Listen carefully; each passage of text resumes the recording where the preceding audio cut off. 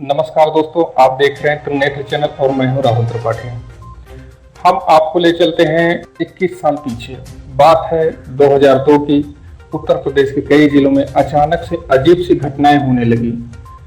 लोग खौफ के साए में जीने लगे। गर्मियों का समय था, जून जुलाई। उस समय उत्तर प्रदेश के कई गांवों में बिजली नहीं थी। जहां थी भी वहां पर बिजली की कटौती बहुत होती थी। इसी वजह से अक्सर लोग घर के बाहर या छत पर सोते थे। इसी बीच कुछ जिलों से, जैसे प्रतापगढ़ हो गया, जौनपुर, कानपुर, वाराणसी से अजीब सी खौफनाक घटना का समाचार आने लगा। ठीक से पता नहीं कि किस जिले से शुरू हुआ, लेकिन यह धीरे धीरे पूरे उत्तर प्रदेश में फैल गया। अचानक रात में बाहर सोते हुए लोगों पर हमले होने लगे। उन पर जैसे पंजों के निशान थे। किसी का पेट फाड़ दिया गया, तो किसी के मुंह को नोच लिया गया, तो किसी ने रात में अजीब सा प्राणी देखने का दावा किया। लोगों का कहना था उस जीव के अंदर नीली और लाल लाइट जलती थी। लोग उसे मुंहनुचवा के नाम से बुलाने लगे। लोगों का कहना था वह एक बार में 10 से 12 फीट की ऊंचाई तक जंप करता था, जैसे कि उसके पैरों में स्प्रिंग लगी होती थी।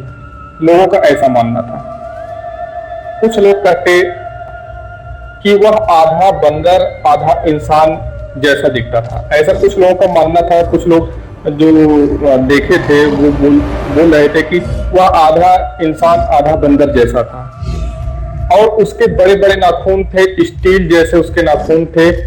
पर जो भी हो, उस समय लोगों में इतना डर भय फैल गया था कि लगभग पूरे उत्तर प्रदेश में लोग घरों के बाहर सोना छोड़ दिए। जब लोग घरों के बाहर सोना छोड़ दिए तो इससे मुंहनुचवा की घटना में कमी आने लगी। अब लोग निश्चिंत हो गए, एकदम बेफिक्र हो गए कि कोई दिक्कत नहीं, कोई समस्या नहीं है। लेकिन फिर अचानक से ग्रामीण क्षेत्र में शाम के समय अंधेरा होने पर लोगों पर हमले होने लगे। पुलिस प्रशासन भी लाचार थी। अब लोगों पर हमलों की संख्या में तेजी आने लगी। शाम को उन पर हमले होते थे। हमलों में घायल लोगों के ऊपर जो है पंजों के निशान होते थे। जैसे पहले पंजों के निशान होते थे, उसी तरीके से अब शाम को जो है उन पर हमला होने लगा।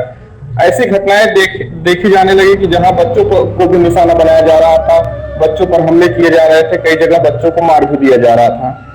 कई जगह बच्चों को शिकार बनाया जा रहा था। बच्चों पर हमले हो रहे थे मुंहनुचवा के। कई जगह बच्चों को निशाना बनाकर उन्हें मार दिया जा रहा था। घटना को देखते हुए कई गांव के लोग रात में पहरा देने लगे। 10 से 15 की संख्या में लोग झुंड बनाकर बारी बारी से टार्च की रोशनी में गांव में पहरा देने लगे कि जिससे कहीं अगर मुंहनुचवा दिखे तो उसको पकड़ा जा सके। अंधेरा होने से पहले लोग अपने घरों में आ जाते थे। गांव का मार्केट शाम होने से पहले बंद हो जाता था। ऐसी घटना थी जैसे विदेशों में आप सुनते होंगे कि विदेशों में एलियन आ गए, दूसरे ग्रह के प्राणी आ गए। इसी तरीके की घटना थी उत्तर प्रदेश में। बात यहाँ तक बढ़ गई थी कि मुंहनुचवा के शक में लोग भिखारी, मानसिक रूप से जो विक्षिप्त थे, जैसे पागल थे और फेरी वाले, इन लोगों पर लोग मुंहनुचवा के शक में इन लोगों पर भी हमला कर देते थे। काफी लोग घायल भी हो गए इन हमलों में। ग्रामीण हमले कर देते थे लोगों पर। कई फेरी वालों की जान भी चली गई, कई भिखारियों की जान चली गई। मुंहनुचवा उत्तर प्रदेश सरकार के लिए एक अबूझ पहेली बन गई थी। सभी थानों की पुलिस को अलर्ट पर रखा गया था कि वो ग्रामीण क्षेत्रों में गश्त करें और इस मामले का हल निकालें। फिर भी पुलिस के हाथ खाली थे। पुलिस को कोई सुराग नहीं लग रहा था कि ये घटना कहां से हो रही, कौन कर रहा है।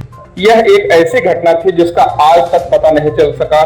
इसके पीछे कौन था, वह कौन सी शक्ति थी जो पूरे प्रदेश को, पूरे उत्तर प्रदेश के लोगों को परेशान कर रही थी। ऐसी घटनाएं हमें सोचने पर मजबूर करती हैं कि क्या वास्तव में दूसरे ग्रह के प्राणी हमारी धरती पर आते हैं। आपकी क्या राय है, आप कमेंट बॉक्स में हमें जरूर बताएं। अपनी राय हमें जरूर बताएं और हमारे चैनल को लाइक और सब्सक्राइब जरूर करें, जिससे हमको मनोबल बढ़े, हमारा मनोबल बढ़े, हम और वीडियो आप तक ला सकें। इसी के साथ धन्यवाद।